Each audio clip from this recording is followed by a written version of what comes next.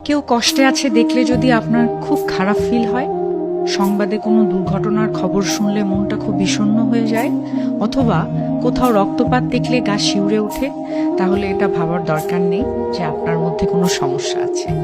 এটা কোনো রোগ নয়। আপনি যে কোমল হৃদয়ের মানুষ, এটা তার সবচেয়ে বড় প্রমাণ।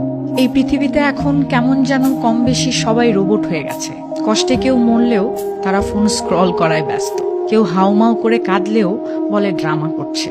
এই সময়েও যদি আপনি কারো না বলা কষ্ট অনুভব করতে পারেন, তার মানে আপনার ভেতরের মানুষটা এখনো জীবিত রয়েছে। তাহলে বলবো, আপনি এখনো নরম হৃদয়ের একজন রিয়েল হিউম্যান বিং।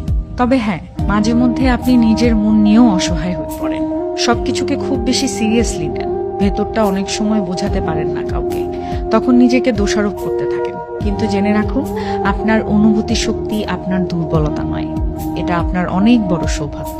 এই দুনিয়ায় এখন এমন অনেক মানুষ আছে যারা খুব শক্ত হৃদয়ের, কারো ব্যথায় ব্যথিত হয় না, অনেকটা কড়া স্বভাবের।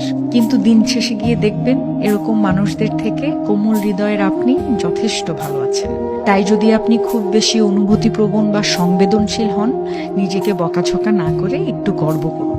আপনি একটা স্পর্শকাতর হৃদয় নিয়ে জন্মেছেন, যা এই যান্ত্রিক দুনিয়ায়